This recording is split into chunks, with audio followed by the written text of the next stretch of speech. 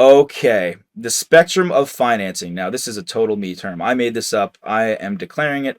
I didn't copyright it, so if anyone out there copyrights it, feel free. I'm not gonna cry about it too much. All right, so what's the purpose of this? Well, we've got three ways of raising money, as I mentioned. We've got equity, debt, and preferred stock. Before even reading any of this, I am gonna cut down any expectations you may have had. Preferred stock is actually less like common stock and more like debt. So don't just think, oh, common stock, preferred stock, they're the same. No, they're actually super different. Super, super different. And, right, generally we've got these bullet points corresponding with each other relatively. I mean, this is just really everything to know that I typed up here about the differentiations, what we need to know. So let's start with common stock, right? I'll jump around. It'll help to dictate everything. So this is a variable cost, right? Because if I sell off shares of my company and the company goes kaputs, right? We go out of business. We are not doing too hot. Well, I didn't really lose much money. But if the company skyrockets and I gave up half the company, well, the cost of that increased significantly. And you might not think of it like that, but it is a cost. Giving up your company is a cost, even just part of it, even just 20% or so. So variable cost here, right? Now, similarly or actually quite the opposite, but on that same realm, we have debt. Debt, if you are doing super well as a company, that's great because it's fixed cost, right? You're paying the interest as a fixed cost regardless of how well you're doing. But if you're not doing too well, then that fixed cost stays the same and maybe you don't have enough money to pay back that interest. You see that immediately the difference is here. Well, if you think you're really going to do well, you probably want to lock in some solid debt and not sell off parts of your company. If you are concerned, right, then maybe you're going to use equity and think about startups. Startups will, try to use equity as much as possible because it's cheap, and if it goes under, then they don't have to worry too much. All right, so equity is a percentage of ownership in the company, and debt is there's no ownership at all. Now, I mean, you could make the argument that hey, like if if one company owes me, millions, hundreds of millions of dollars, I still have significant influence over them. And sure, yeah, I mean that's just me going on a little tangent, but right, ownership of the company is different than being able to pressure them into doing something because they owe you so much money. All right, so that's some key differences between debt and equity, right? Again, you can raise $1 million by selling shares of your company. You can raise $1 million by borrowing money, issuing bonds. Let me just kind of talk in the bond issuance process if you're not familiar with it. So, just for the purposes of the exam, we are Microsoft right here. We want to raise $1 million. So, what we do is we say, hey, here's a bond. And what is the word bond? Why is it called a bond? Well, it's a bond between you and the lender. This is Microsoft. This is just general investors, right? General investors right here. And Microsoft is saying, all right, I'm going to pay you 5% interest on this bond. It's $1 million. Right? So I'm going to pay you this interest. And the investors give Microsoft $1 million. That's the process. And it's a physical, not physical, sure. Think of it like a piece of paper. I mean, it's, digital, whatever you want to call it. But it is its own security. It's a security, a bond. So that bond is an investment. And that is what I mean by issuing a bond. You create the bond. Now, this is you could also call the lender the bondholder because now they hold the bond, and Microsoft is in the process of getting their bond back as they pay back principal. All that. That's the whole process, right? Issuing bonds. If you have you been taken far already, then there's much more to the process, but not too relevant here. I've been purposely ignoring preferred stock. This is a hybrid of debt and equity. It's a hybrid. Now, like I said, it's much more like debt, but it is a hybrid. Now, equity pays out dividends. Dividends are not tax deductible, and as such, there's double taxation because what happens? Well, a company gets taxed on all of its net income, and then of that net income, it pays the money out to shareholders, and then the shareholders pay tax on that dividend income. Now you might think, oh, it's not really double taxation because it's two different parties paying the taxes. Well, that's a lot more value lost, right? Because the government's getting a bunch of your money initially, of the company's profits, and then the government's getting a bunch of the money of the investors as they get the dividends. On the flip side, not only is there not double taxation, but debt, interest expense is tax deductible. So if I'm a company and I'm paying out dividends to shareholders, that's not tax deductible. That money fully gets taxed. So you can kind of think of it like there's double taxation here, and there's actually negative taxation here. Just a great way to not have to pay taxes on that borrowed money. Now, this is a risk and reward model. Investors are very much concerned for the well-being of the company.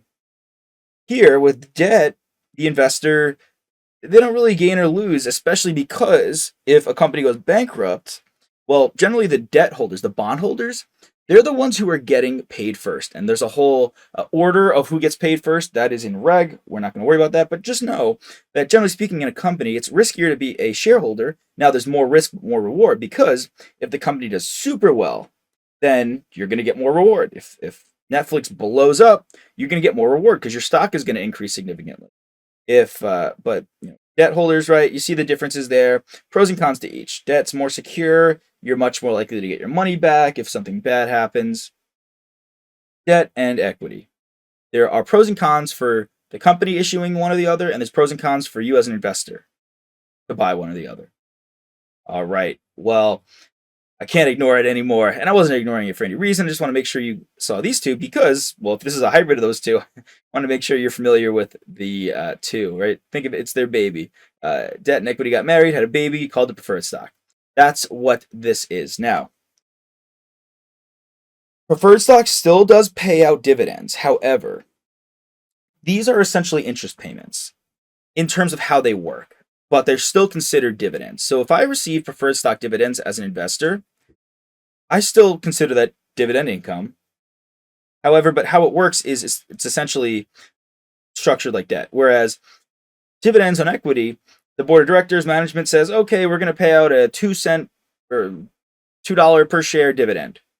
And they declare that and it gets sent out to the investors.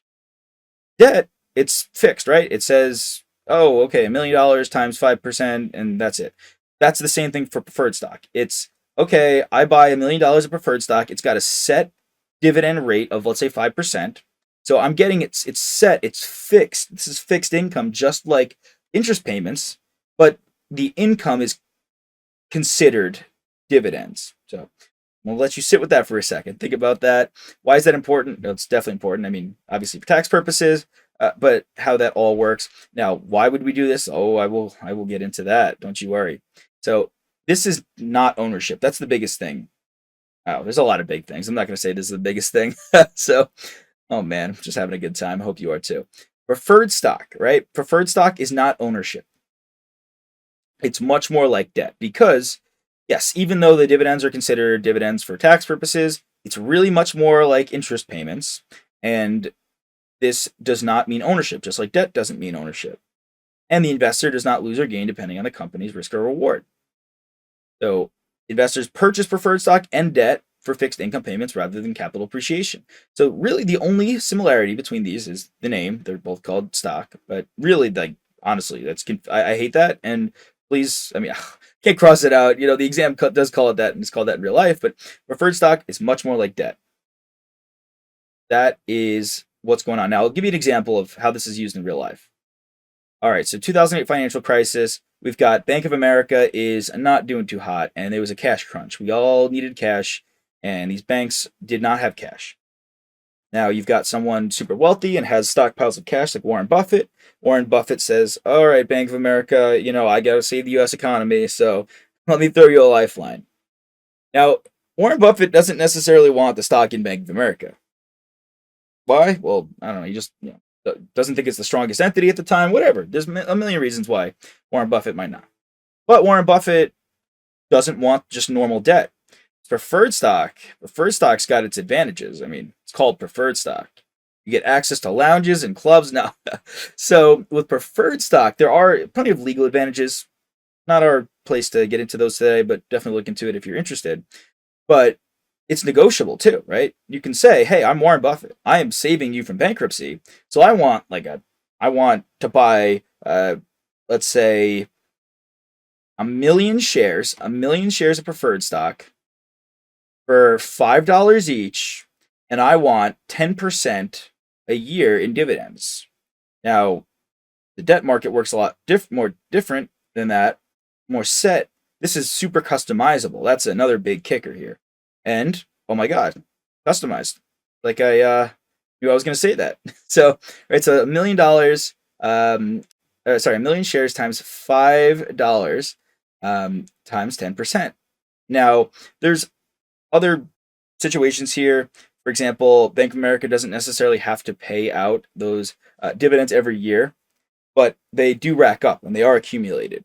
So if you ever see the term dividends in arrears, which does appear on the exam, in arrears, that means that it's dividends earned by Warren Buffett, but not paid out yet. So it's like an accrued liability. It's not like an accrued liability. It is an accrued liability, but hey, that sounds like FAR. Let's stop talking about FAR. But just generally knowing what is going on with that. Now, I'm spending a lot of time on this section. One, because it's so important. Two, because there are so many aspects. I'm sure even if you're very familiar in all this, I'm sure there's one or two things that you learned by listening to this. And three, like the foundation of everything we're going to do is WAC and CAPM, and all of that is based on understanding these. Just taking it all in. I'm taking it all in. I mean, you can tell I enjoy this stuff, but also it's a foundation. It's the bedrock. You can't build a house without a good foundation. And let's build a very nice house together of success on this exam. Now I'm going to keep talking about this, referring to the characteristics and components of each of these as we move along, but let's do so. Let's move along. Hey there! Are you ready to not only pass your CPA exams, but truly understand and enjoy the material while studying? I know it seems impossible, right? Especially to enjoy the material? We'll do it together. Tap into the power of CPA.examprep.ai, where we've got personalized quizzes, multiple choice questions, memorization guides, flashcards, simulations, all tailored to your learning. Our adaptive study planning puts you on the fastest path to success and lifts you back up if you fall behind. Avoid wasting your precious time and money attempting an exam with a low chance of passing, because who wants that? We want to get you through this process as quick as possible. Our exam readiness prediction lets you walk in with confidence, knowing that you're prepared for success on exam day. Thankfully, there's no payment method needed to get started, so why don't you come join us? Visit cpa.examprep.ai and let's achieve your exam success together.